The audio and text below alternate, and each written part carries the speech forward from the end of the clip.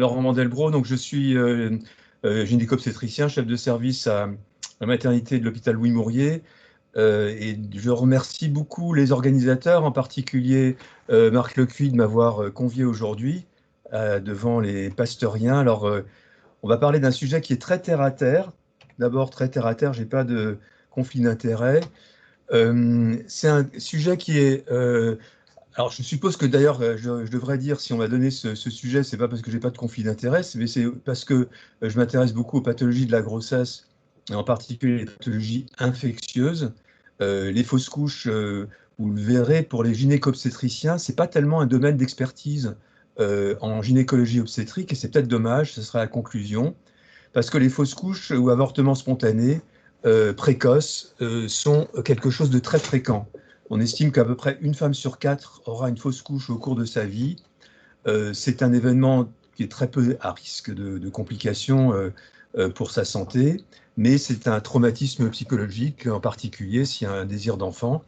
On a toujours en ligne de mire l'idée que ça pourrait se répéter. Et ce qui fait très peur à tout le monde, c'est les fausses couches répétées, souvent définies comme 3 et plus. Mais c'est quelque chose qui fait peur dès la première fausse couche, puisque des femmes qui peuvent se dire, est-ce que je vais être infertile, est-ce que je vais être stérile, parce que je ne peux pas avoir une grossesse qui évolue.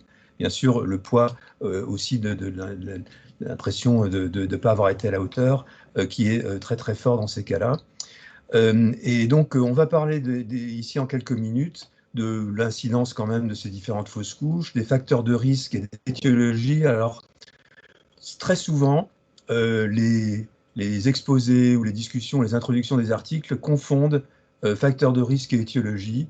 Il y a plein de facteurs de risque. Les étiologies, c'est quelque chose de toujours un peu moins connu et qui peut beaucoup vous intéresser, bien sûr, et notamment dans le domaine de l'immunomodulation de la grossesse et son impact sur les fausses couches.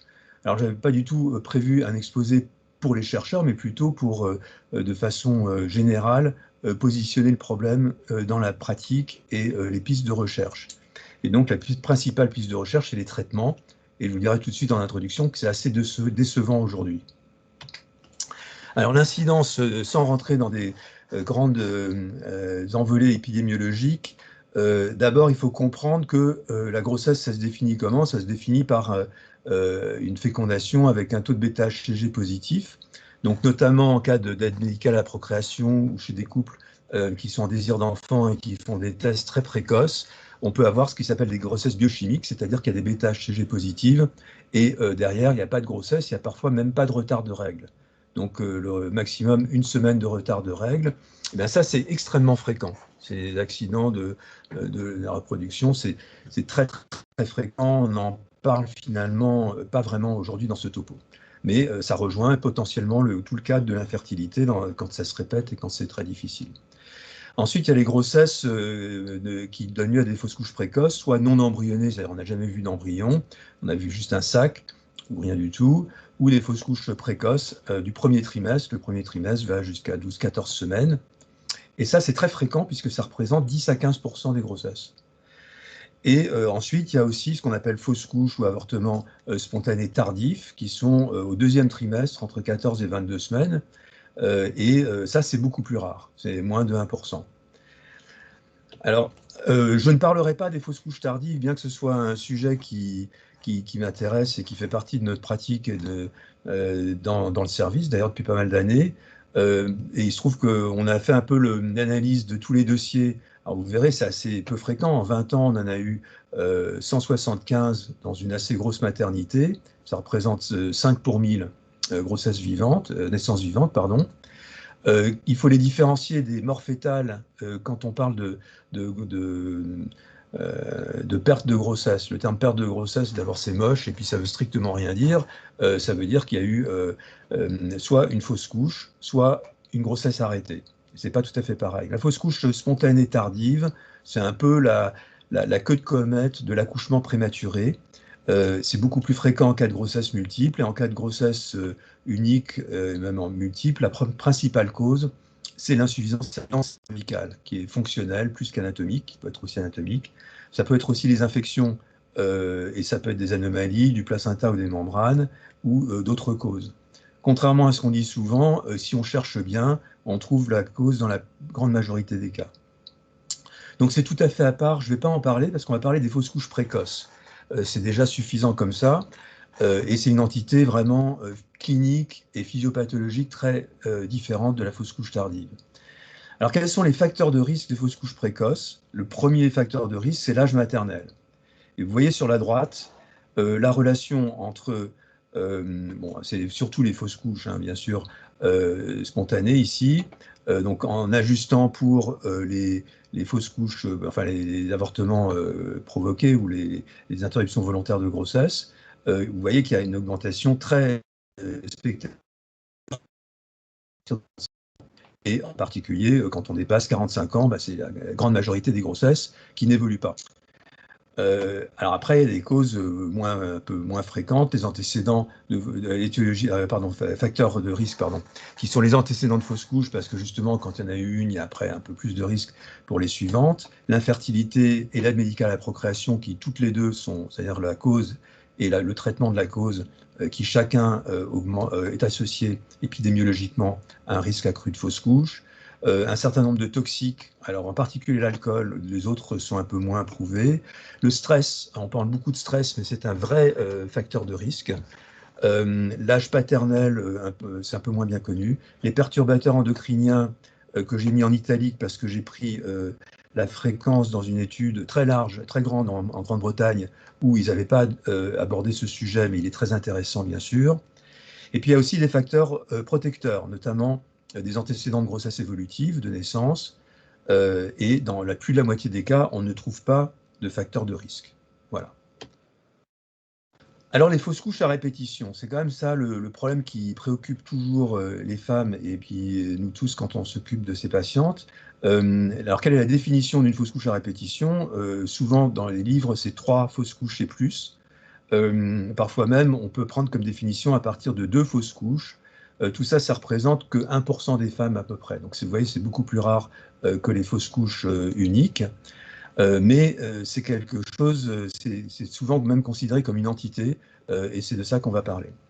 Alors quand même, pour relativiser, si on se place du point de vue d'une femme qui a déjà eu une grossesse et qui commence une nouvelle grossesse, quelle est sa probabilité de faire une fausse couche? Enfin, globalement, indépendamment de l'âge, etc. Vous voyez ici que si elle n'a jamais eu de fausse couche, c'est-à-dire une grossesse évolutive auparavant, elle a 6% de risque, c'est-à-dire un peu moins que la population générale. Si elle a eu une ou même 2 fausses couches, ben on tombe dans les, comme je vous avais dit, entre 10 et 15% de risque d'une nouvelle fausse couche. Les femmes qui ont eu déjà plus de 3 fausses couches et plus vont avoir un tiers de risque de faire une nouvelle fausse couche. Alors le verre à moitié plein, à moitié vide, je trouve que c'est quand même un élément un petit peu, on peut dire, positif pour une femme qui a déjà eu 3 fausses couches et plus, de lui dire qu'elle a quand même 2 chances sur 3 d'avoir une grossesse qui va évoluer la fois d'après. Mais elle a plus de risques indiscutablement de refaire une fausse couche. Alors on va partir des facteurs de risque pour parler des étiologies. Alors il n'y en a pas beaucoup qui sont vraiment bien prouvées, mais la principale de très loin, c'est les aneuploïdies qui représentent 40% des fausses couches. Alors on dit c'est l'accident de la nature. D'abord, il y a quand même un certain nombre de cas où c'est une prédisposition héritée d'un parent, il y a une translocation parentale équilibrée, et elle peut être transmise sous un mode déséquilibré et donner lieu à une grossesse non viable avec avortement spontané. Alors ça justifie de faire, lorsqu'on fait une exploration de fausses couches à répétition, un cariotype des 2 membres du couple, et s'il y a quelque chose, un conseil génétique. On peut parfois envisager comme thérapeutique le diagnostic préimplantatoire, c'est-à-dire passer par la fécondation in vitro pour éviter d'implanter un fœtus aneuploïdique.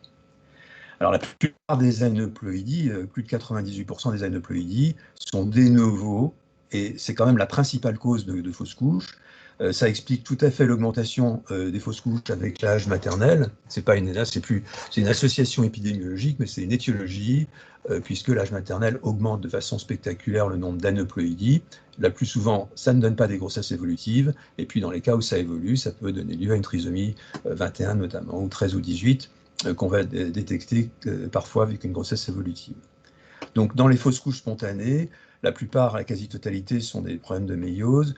On peut, lorsqu'il y a des fausses couches répétées, faire un karyotype sur le produit de fausses couches, mais par probabilisme, la plupart du temps, comme dans la moitié des cas, on sait déjà que ce sera une anomalie chromosomique. Et il y a peut-être une piste qui est le diagnostic préimplantatoire pour les aneuploïdies, qui pour l'instant n'est pas autorisé en France, qui est fait dans un certain nombre de centres d'aide médicale à la procréation dans d'autres pays. Et c'est tout un débat et une discussion à différents niveaux. Alors l'âge paternel et le rôle du sperme est moins bien étudié et beaucoup moins important en fréquence, mais il peut y avoir un certain nombre d'augmentations d'accidents de la méiose liées à l'âge paternel et mutations germinales qui sont augmentées, notamment avec des âges paternels un peu plus élevés que ceux que je vous ai dit du côté des femmes. Alors, une deuxième grande étiologie dont on parle beaucoup, mais qui est finalement dont la fréquence est peut-être un peu surestimée, c'est le syndrome des antiphospholipides. Alors, déjà, il faut bien savoir de quoi on parle. Un syndrome des antiphospholipides, c'est défini par deux choses. La présence de certains anticorps, d'une part, et d'autre part, des événements obstétricaux. Alors, il y a le syndrome des antiphospholipides en médecine, quand il y a eu des thromboses, c'est autre chose. Mais chez les femmes qui n'ont pas d'antécédents de thrombose ou de pathologie pour elles-mêmes, lorsqu'elles ont eu 3 et plus fausses couches consécutives, on considère que c'est un critère clinique de syndrome des antiphospholipides. Et vous avez vu quand même le syndrome des antiphospholipides est défini par la présence de ces antécédents et d'un des anticorps, donc anticardiolipine, anticoagulant circulant, anti-bêta-2 GP1.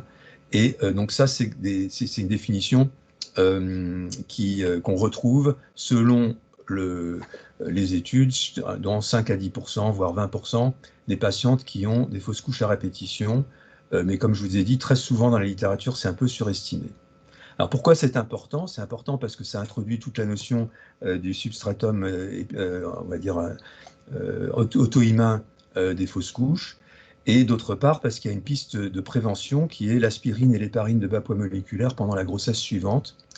Alors cette piste, elle est basée sur un certain nombre d'études, mais il y a pas mal d'essais qui sont contradictoires. Donc on va toujours se référer à la méta-analyse qui nous arrange pour dire que c'est vraiment efficace dans cette indication. La vraie indication, c'est un peu plus validé, c'est dans les accidents de grossesse un peu plus tardifs, type mort fœtale in utero et retard de croissance associé au syndrome des antiphospholipides. Mais dans les fausses couches répétées, c'est une piste très intéressante, mais pas aussi spectaculaire que ça. Ensuite, les anomalies utérines, c'est surtout à l'origine de fausses couches plus tardives et d'accouchements prématurés. Ça peut indiscutablement entraîner des problèmes de fertilité, des problèmes de fausses couches du premier trimestre, et on peut les traiter chirurgicalement parfois, c'est tout à fait intéressant. Alors, c'est une malformation congénitale de l'utérus ou des formations intracavitaires type fibrome et polype qu'on peut assez facilement diagnostiquer. Ensuite, il y a quand même l'endométrite chronique et l'inflammation chronique d'origine infectieuse ou parfois simplement inflammatoire justement de l'endomètre qu'on peut détecter facilement par une simple biopsie en consultation. Et la question est de savoir quel est l'impact positif du traitement antibiotique quand on trouve quelque chose. Bien sûr, on traite. C'est toujours difficile de savoir si on va complètement changer le cours de l'histoire. Mais ça fait partie aussi, bien sûr, des problèmes d'implantation. Après, vous avez les facteurs endocriniens qui sont intéressants parce que il y a indiscutablement un engouement pour la question de l'hypothyroïdie fruste, et notamment avec des anticorps anti-thyroglobulines. Actuellement, il y a un certain nombre d'études qui démontrent qu'il y a une association avec l'augmentation des fausses couches et surtout qu'il y a quand même un impact du traitement de ces patientes substitutif par thyroxine qui peut diminuer le taux d'incidence des récidives. Syndrome des antiphospholipides qui peut être traité par metformine, c'est plus à la marge en termes de fausses couches, pas du tout à la marge en termes d'infertilité, et l'hyperprolactinémie également, qui est plus une cause d'infertilité que de fausses couches précoces. Alors quand on ne trouve pas d'étiologie, je vous ai dit, on n'en trouve pas dans à peu près la moitié des cas. Donc, vous avez vu le gros des bataillons, ce sont les aneuploïdies. Ensuite, il y a les causes dont je vous ai parlé qui sont plus à la marge. Et donc, il y a toute cette iceberg, on a vu la pointe et l'iceberg lui-même, c'est l'importance des facteurs immunologiques pour ces fausses couches répétées. Et on rentre dans le concept qui est forcément intéressant, de l'immunomodulation de la grossesse. C'est un concept qui existe depuis longtemps, hein. Medawar avait décrit ça dans les années 50, et tout ce paradoxe de se dire comment se fait-il que le fœtus, qui après tout est une greffe semi-allogénique, alors je dis voire allogénique parce que on peut très bien avoir une grossesse par don d'ovocytes, et à ce moment-là, ni le composant maternel ni paternel ne sont de la mère, et pourtant ça prend. Et donc, on a pu penser que c'était parce qu'on avait un peu mis en silence le système immunitaire maternel, et pas du tout. Bien sûr, c'est une immunomodulation, et donc un règlement actif du système immunitaire maternel, notamment à l'interface fœto-placentaire et à l'interface de la décidduale maternelle et des cellules fœtales, qui permet l'implantation de l'œuf et son développement. Et d'ailleurs, l'inflammation n'est pas un phénomène néfaste, il est nécessaire à l'implantation, l'inflammation est nécessaire également pour le déclenchement de l'accouchement, y compris physiologique. Mais le maintien de la grossesse met en jeu des systèmes d'adaptation de tolérance. Et donc maintenant, c'est assez bien étudié en termes de protagonistes. On sait qu'on est de phases. Donc l'invasion trophoblastique, c'est une phase très précoce lorsque il y a un contact direct entre la décidue maternelle et des cellules trophoblastiques. Et des cellules cytotrophoblastiques vont aller pénétrer dans les tissus maternels jusqu'aux vaisseaux sanguins issus des artères utérines, des artères spiralées. Et c'est le grignotage en quelque sorte de la paroi vasculaire de ces artères qui augmente le débit sanguin au niveau de l'utérus et qui permet aussi ensuite le bon développement de la grossesse. Donc cette phase qui a lieu très précocement est importante non seulement pour le premier trimestre, et on ne sait pas grand-chose sur le premier trimestre justement et les fausses couches, mais on sait beaucoup de choses sur l'incidence que ça peut avoir sur les complications plus tard dans la grossesse, à type de prééclampsie et de retard de croissance chez le fœtus. Donc, il y a beaucoup de cellules qui sont en jeu et beaucoup de médiateurs de la famille des cytokines qui sont en jeu pour cette immunomodulation à l'interface fœto-maternelle et notamment des cellules qui n'existent nulle part ailleurs, les cellules NK utérines en particulier, qui sont des très grands acteurs de ces différents phénomènes. Et donc, sans rentrer dans tous les détails qui commencent à être assez bien connus et qui joue un rôle donc sur la qualité de l'invasion trophoblastique, on ne sait pas grand-chose sur l'impact par rapport aux fausses couches précoces. Ce qui est quand même intéressant, et c'est pour ça que je vous ai parlé des cellules NK utérines, parce que c'est un truc qui est intéressant, et que surtout qu'il semblerait qu'il y a une mémoire et que ça peut jouer un rôle potentiellement sur la récidive de fausses couches chez certaines femmes. Alors en clair, on disait, on va parler du traitement, on sait beaucoup plus sur les causes que sur le traitement, puisque ici il y a une revue, alors c'est un sujet on dit un peu orphelin, puisque bien que ce soit très fréquent, on en parle très peu. On en a parlé dans le Lancet il y a quelques semaines, avec 3 articles sur une série concernant les fausses couches. Et ce qui ressort d'une étude de la littérature par Kumarasamy, excusez-moi, dans le Lancet, c'est qu'il y a pas mal de ces sujets qu'on vient de voir ensemble qui sont associés au risque de fausses couches. Le fait que ce soit pas seulement un facteur de risque, mais une étiologie, c'est parfois un peu moins clair. Les tests diagnostiques sont souvent déjà un petit peu plus difficiles en termes de valeur pronostique, et surtout en termes de traitement, il n'y en a pas beaucoup pour lesquels on part d'une étiologie, on arrive à un traitement. Alors, voilà. Quels sont les traitements, les pistes partant de la question un petit peu, on va dire, immunologique? Ça fait pas mal d'années que beaucoup de travaux et beaucoup d'équipes ont utilisé un certain nombre un peu la panoplie de ce qu'on a en matière de reproduction, c'est-à-dire l'aspirine, l'héparine ou les deux, un peu par analogie avec les syndromes des antiphospholipides, mais il n'y a aucune donnée qui montre l'efficacité dans les fausses couches répétées. Les glucocorticoïdes, quand il y a des maladies auto-immunes, donc à part finalement s'il y a une indication maternelle, là aussi très peu de preuves. Les immunoglobulines intraveineuses, même chose. Il y a eu à une époque un engouement pour les perfusions de lymphocytes allogéniques en se disant que les lymphocytes paternels, la reconnaissance de l'allogreffe, etc., ça pourrait jouer un rôle avec des travaux expérimentaux très intéressants et des travaux notamment dans les modèles de souris qui étaient tout à fait intéressants, mais en clinique humaine, ça a finalement été assez peu étudié et très peu efficace. Les perfusions d'intralipides, les anti-TNF, voilà, donc tout ça, je vous ai cité toutes les sociétés savantes qui disent c'est uniquement des traitements expérimentaux à utiliser dans le cadre de la recherche. Et je vous ai mis une photo là pour vous montrer un peu le carnage qui consiste à dire, ben voilà madame, on sait que vous êtes très malheureuse parce qu'il y a eu 3 fausses couches, ben, on n'a pas de preuve que l'héparine, l'aspirine et tout ça, ça va servir, mais quand même c'est quelque chose qu'on pourrait essayer dans votre cas, et c'est pas très honnête. Je dis pas que c'est jamais fait, mais il y avait un article dans Blood qui disait laissez tomber les aiguilles. Alors, quels sont vraiment les traitements validés? On les a vus rapidement. La L-tyroxine quand il y a une hypothyroïdie, l'aspirine héparine en cas vraiment de syndrome des antiphospholipides, la progestérone dans une niche qui est la menace de fausse couche au premier trimestre chez des femmes avec des antécédents de fausse couche, et peut-être le diagnostic préimplantatoire, bien sûr, en cas de translocation et peut-être un peu plus dans l'avenir. Alors la progestérone, je pense que j'ai peut-être été aussi un petit peu bavard, on a commencé tard. Je vais passer très rapidement juste pour vous dire que ce n'est pas très très validé finalement, puisque la conclusion du seul grand essai randomisé était ambivalent finalement, avec plutôt une conclusion négative, mais une tendance suffisante pour que ce soit utilisé dans certains cas par un peu compassionnel, et je vais passer rapidement là-dessus. Donc finalement, les recommandations françaises sont de rechercher l'ensemble des points, et peut-être quelques autres qui ont été abandonnés depuis, pour mettre en place des traitements adaptés.